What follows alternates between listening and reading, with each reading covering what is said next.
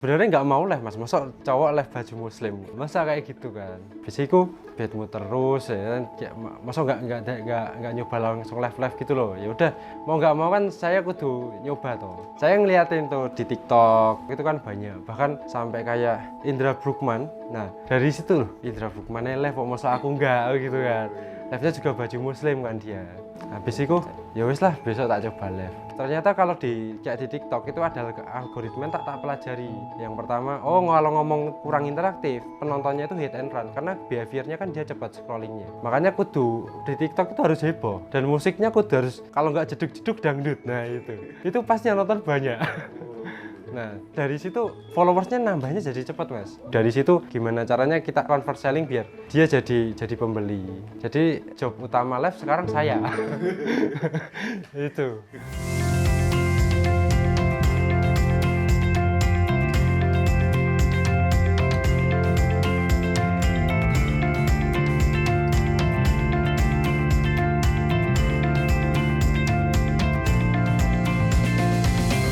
Assalamualaikum warahmatullahi wabarakatuh. Perkenalkan saya Andika dan di sini istri saya Dini Desita. Kami usahanya dari Malabis Indonesia, berlokasi di Surakarta atau di Solo, Jawa Tengah.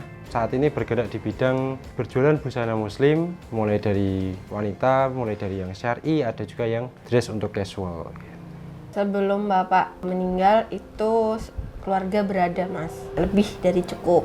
Semua anak tercukupi. Saya yang tinggal di sini itu sama adik ya. Aku bertiga bersaudara. Posisi itu kakak sudah ada di Sumatera jadi tengkulak karet besar. Nah setelah bapak nggak ada, itu semua anak diharuskan ngumpul di Jawa semua. Jadi di situ kayak kita memulai dari startnya lagi. Jadi kakak yang harus meninggalkan pekerjaannya di sana dan kita di sini kayak berjuang lagi dari awal gitu. Start bisnis mulai kapan? Setelah bapak nggak ada itu, aku udah memulai karena di situ ternyata uang peninggalan dari bapak itu semuanya buat ngover usahanya kakak. Karena kan kakak harus pindah dan uang itu harus dipakai itu dulu. Ya akhirnya kita di sini aku sama adik yang harus lebih berkorban.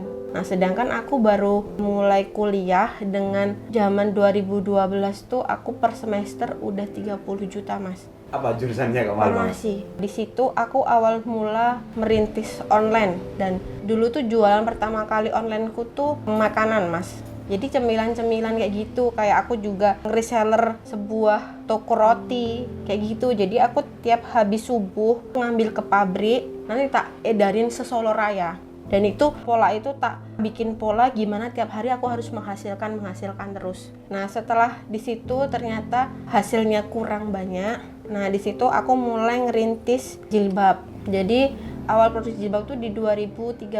Ternyata peminatnya banyak mas. Sampai aku di tahun 2014 itu udah menggandeng 5 konveksi. Di situ penghasilan udah mulai besar lah. Dalam 1 bulan aku udah mulai pegang uang sekitaran 50-100 juta. Karena sehari aku bisa produksi 1000 sampai 2000 jilbab mas. Itu ya, berarti brand sendiri sudah? Cuma nempel brand-brand aja mas, jadi tak namain sendiri. Sebelum aku benar-benar kenal brand itu seperti apa, jadi cuma tak tempelin kayaknya namanya ini bagus kan gitu. Tapi mereka beli tuh bukan berdasarkan brand saya, tapi berdasarkan saya. Karena setelah itu aku gonta-ganti brand terus. Katanya brand ini nggak boleh, brand itu nggak boleh, katanya gitu kan. Apa yang jenengan lakukan kok belinya karena sampean gitu? Mungkin karena pelayanan kali ya mas ya. Karena kebanyakan itu yang beli itu ibu-ibu ya, butik-butik kayak gitu. Mereka kan dari zaman di tahun 2000 segitu kan belum begitu mengenal brand. Mereka butuhnya kan kepercayaan karena zaman dulu kan masih banyak banget orang jualan online tapi bohong gitu loh mas. Banyak yang nipu-nipu kan dulu zaman dahulu. Jadi memang B2B ya dulu, bukan bukan untuk customer ya? Iya, mau B2B dulu. Semakin kesini kan semakin belajar, makin banyak ilmu juga kayak gitu. Terus mencoba buat gimana sih biar brandku ini lebih besar lagi gitu, lebih dikenal lagi kan kayak gitu. Kalau dulu kan juga asal jualan aja mas, jadi cuma ngejual lewat Facebook. Terus ada yang nyantol kayak gitu.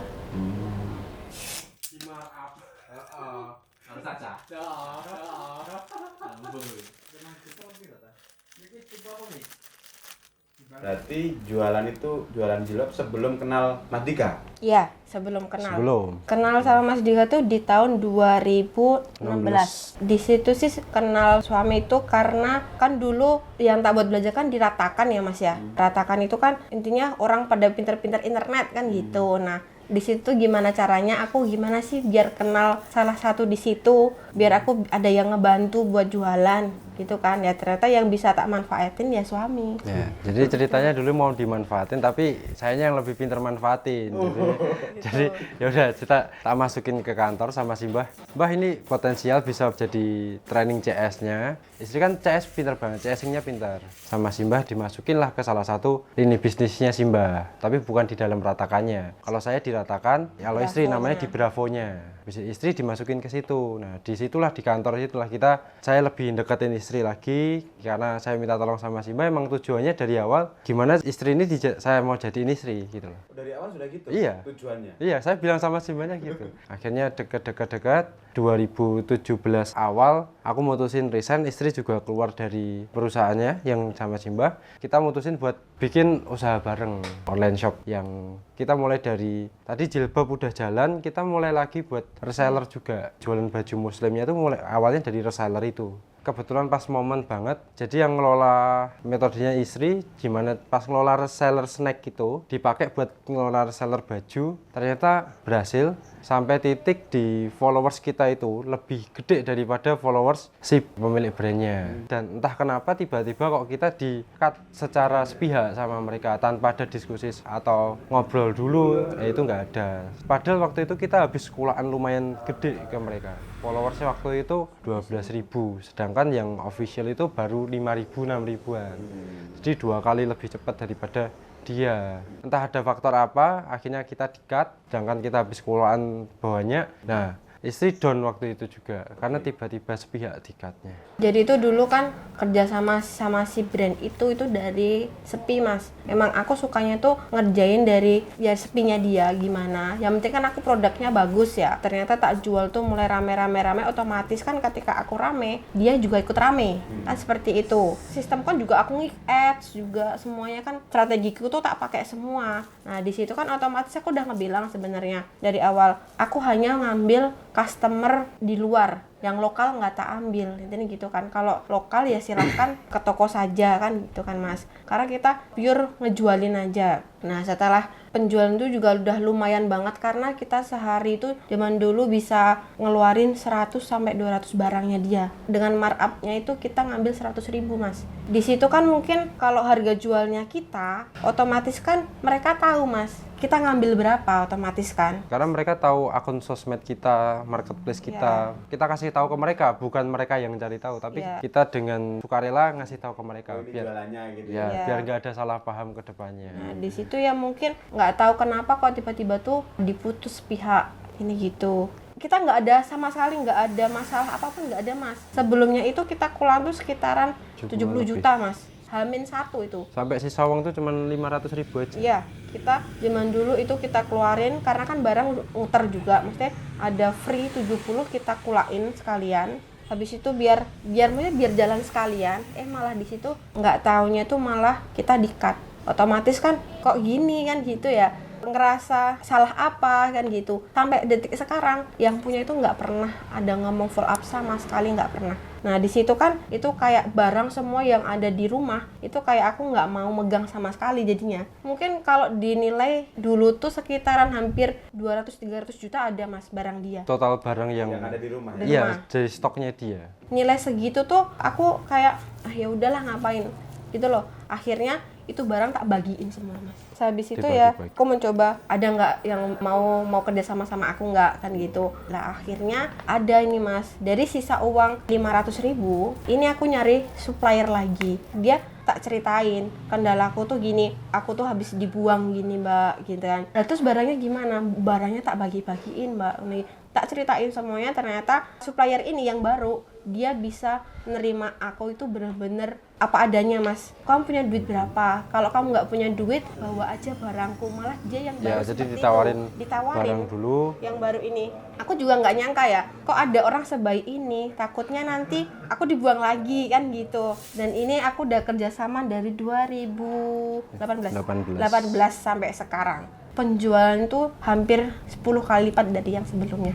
Dari situ kan otomatis uang kan muter terus ya, Mas. Di situ aku baru merintis yang namanya Malabis itu.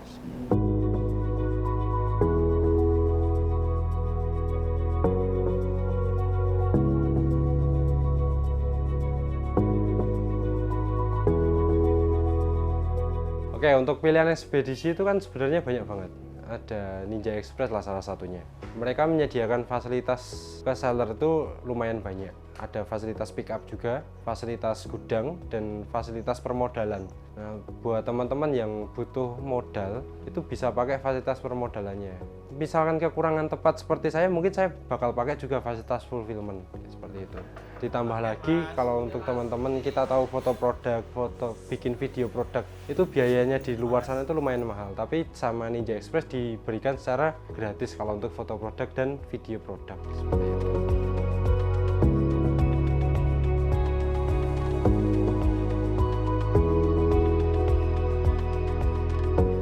Bisa jualan kayak kok enak-enak terus itu loh.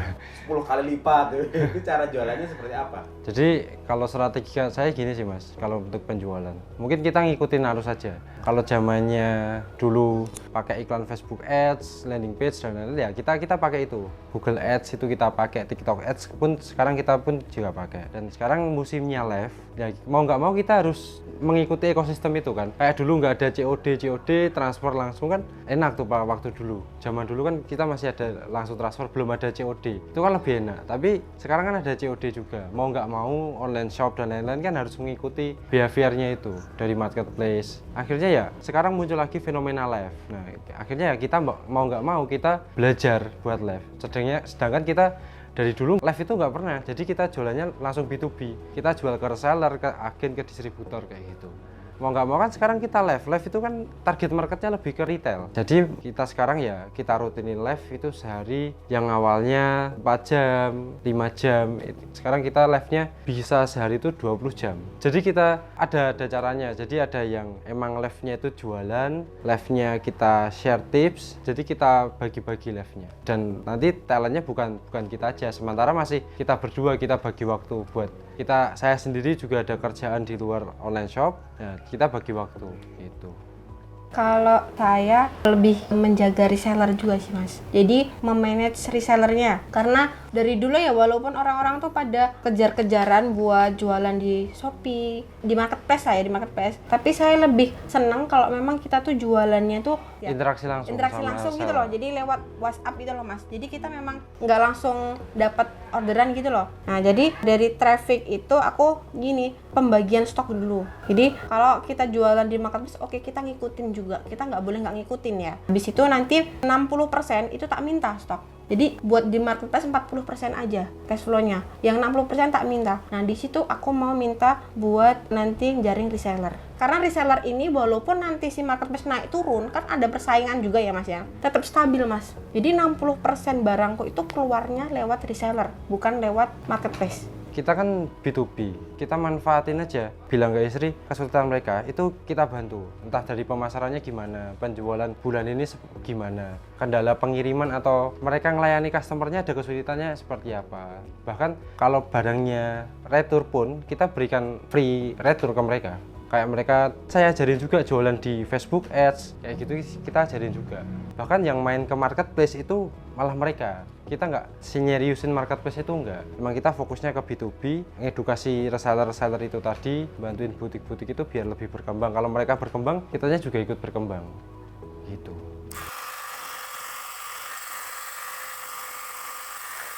Pemirsa, kembali lagi bersama saya Ridho Mahesa. Dan berita kali ini datang dari seorang pemuda yang ditemukan sudah 7 hari termenung dengan mata hitam pekat karena kewalahan ngurusin bisnis online-nya sendiri. Mulai dari fotoin produknya sendiri buat promosi, cari-cari barang jualan terbaru, ngecekin stok barang satu-satu, semua diurusin sendiri. Kini dia dikabarkan masih dalam posisi yang sama, termenung di halaman rumahnya. Lebih gampang dan murah, ngejalanin bisnis dengan Ninja Express Seller Booster. Tim Ninja Express akan siap membantu di tiap tahapan usahamu. Kamu bisa fokus di usaha, kita bantu permodalannya, cari bahan bakunya, pergudangan, dan distribusi, juga promosinya. Cek info lengkapnya dan buruan daftar sekarang. Wah, menarik banget pemirsa. Saya juga mau daftar.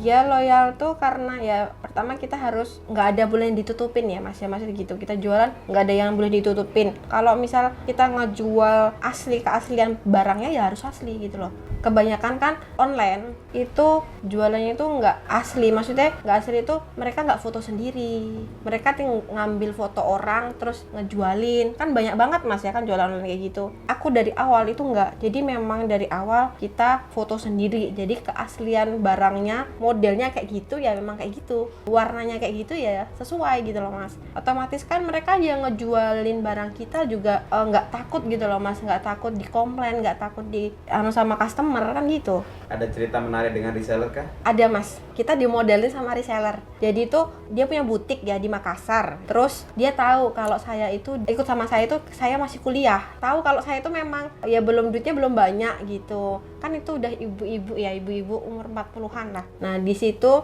dia ditanya, Mbak kenapa sih kok produksinya tuh dikit-sedikit? Nah kan saya juga bilang sama si reseller ini, iya Bu maaf karena kan saya masih kuliah jadi modalnya masih minim. Nah di situ dia ngasih duit saya itu 20 juta mas dulu. Di tahun 2014an saya ditransfer duit itu 20 juta mas dulu kan banyak banget duit 20 juta. Loh Bu kenapa? Nggak apa-apa Mbak, diputerin dulu aja duitnya. Nanti kalau saya butuh barang saya tinggal minta, seperti itu. Kok bisa jumlah reseller segitu banyak gitu, gimana Mbak? Buat jumlah reseller tuh sebenarnya kita ada target mas. Kita tiap hari, tiap minggu, tiap bulan gitu tuh kita ada evaluasi itu tadi. Jadi kita harus nge-stabilin penjualan kan, karena kita harus nge-stabilin penjualan, kita harus berapa sih ini? Misalkan kita ketika ada bulan ini harus ngeluarin 10.000 atau 20.000 barang, kita harus butuh traffic ini berapa. Jadi kita harus ngolah orang ini berapa. Nah di situ ketika kita butuh reseller, itu kita ya harus gerak cepat. Jadi kita harus nge-ads, kita harus menjalani sekali iklan itu berapa campaign, kayak gitu mas. Contohnya mau lebaran, kita ada 30.000 barang yang harus kita keluarin dalam 1 bulan. Nah, di sini kita harus campaign ini harus kita benar-benar kita buat. Misalkan ada 10 sampai 20 campaign. Nah, itu nanti kita tuju per sendiri-sendiri, kota sendiri-sendiri. Kita tembak per kota sendiri-sendiri. Otomatis walaupun sedikit tertarik, mesti dia ada ngechat lah ke kita. Nah, di situ kita yang kerja keras buat nge-follow up terus.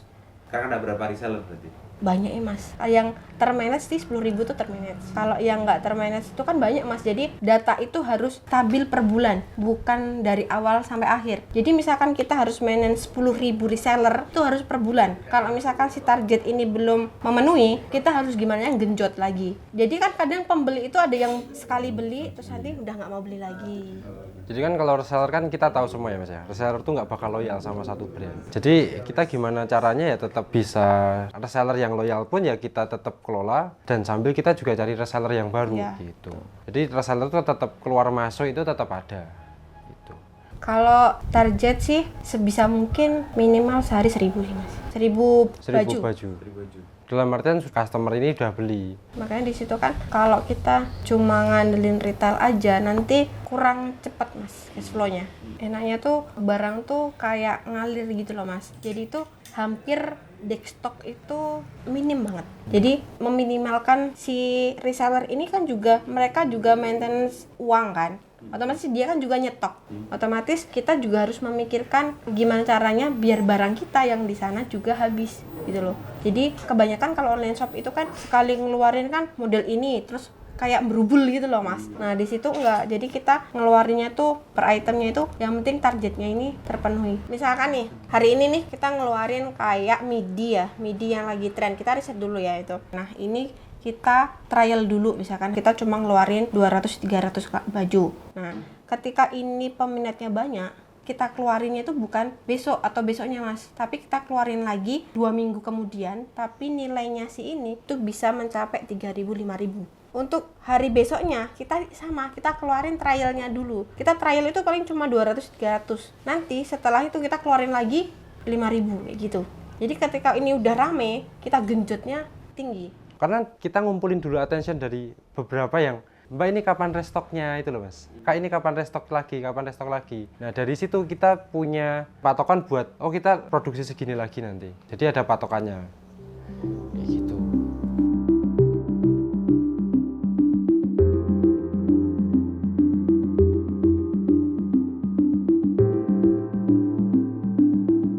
Saya coba-coba juga mas, nge-live itu kan dulu awal-awal nge-live gitu kan katanya laku gitu ya. Terus aku nyoba, apa iya sih Han gitu kan. Han nyoba pertama live nggak laku mas pertamanya. Saya juga bad mood ya, kalau ini aku live nggak laku. Live kedua dapat tuh omset 500.000.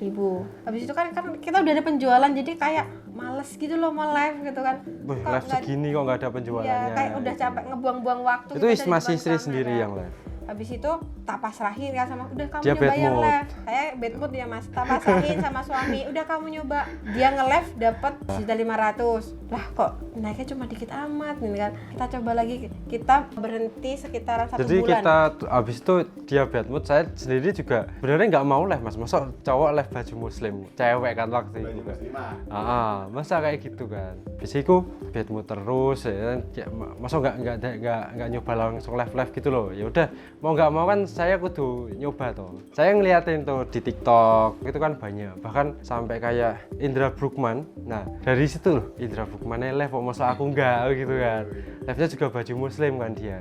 Habis itu ya wis lah, besok tak coba live aja. Pertama yang nonton tuh dikit. Ternyata kalau kayak di TikTok itu ada algoritma tak pelajari. Yang pertama, kalau ngomong kurang interaktif, penontonnya itu hit and run karena behaviornya kan dia cepat scrollingnya. Makanya kudu di TikTok itu harus heboh dan musiknya kudu harus, kalau nggak jeduk-jeduk dangdut. Nah itu.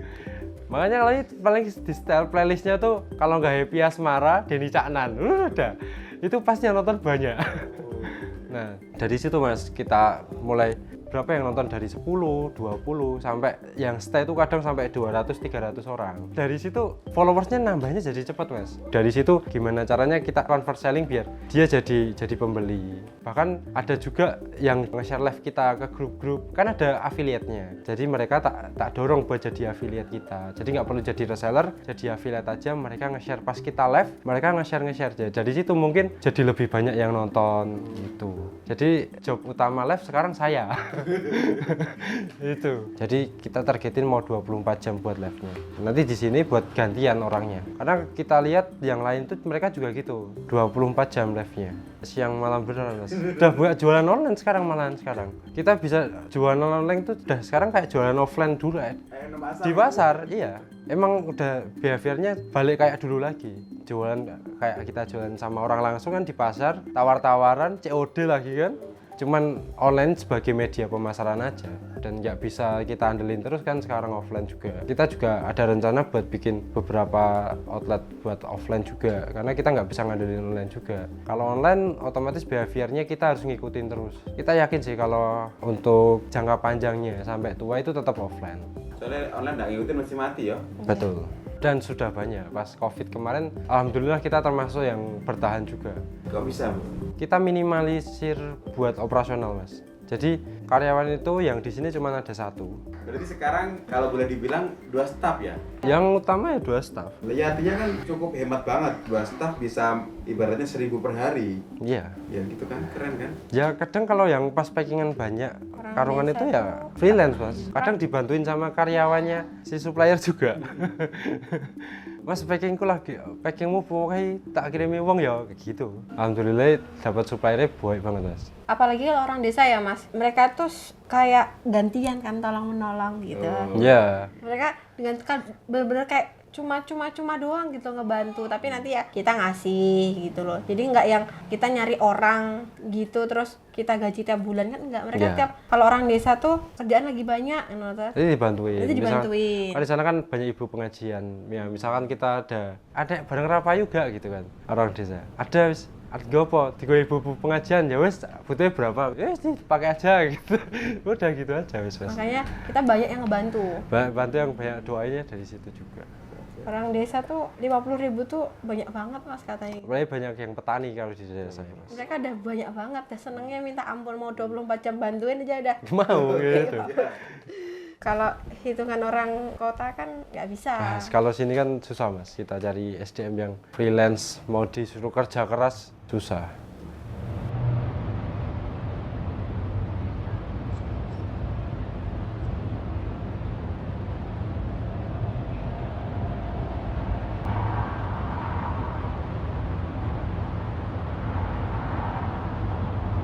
Kalau masa-masa strugglingnya itu pas kapan berarti?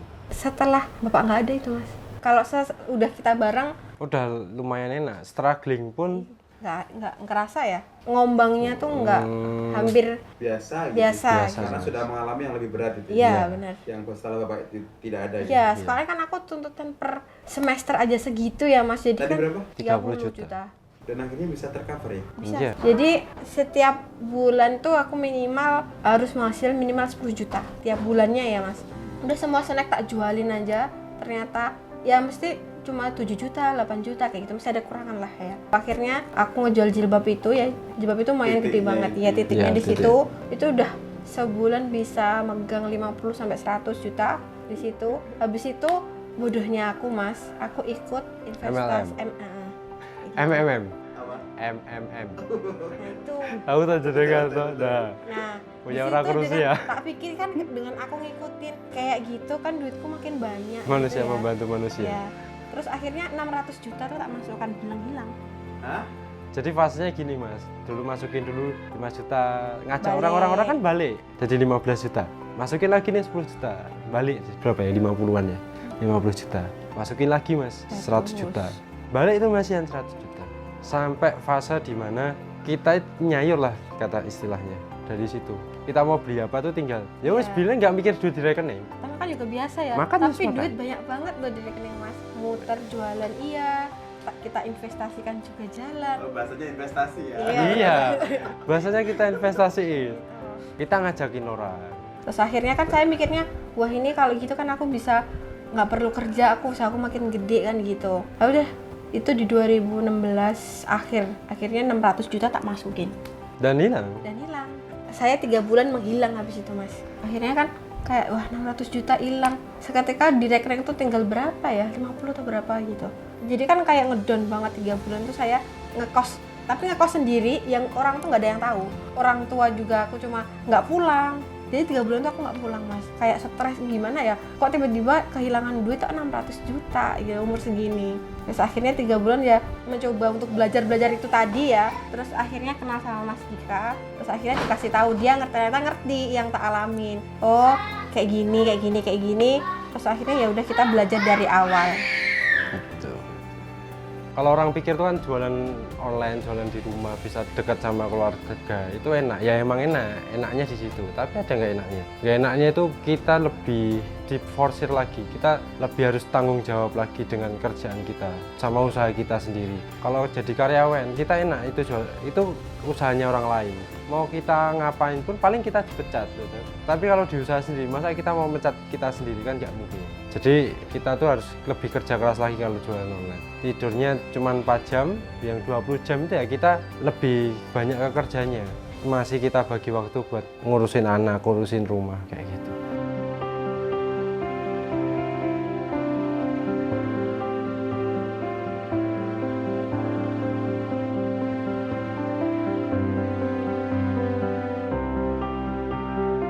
Terima kasih, saya Andika dan istri saya Dini Desita. Kami dari Malabis Indonesia, Solo. Wassalamualaikum warahmatullahi wabarakatuh. Ya.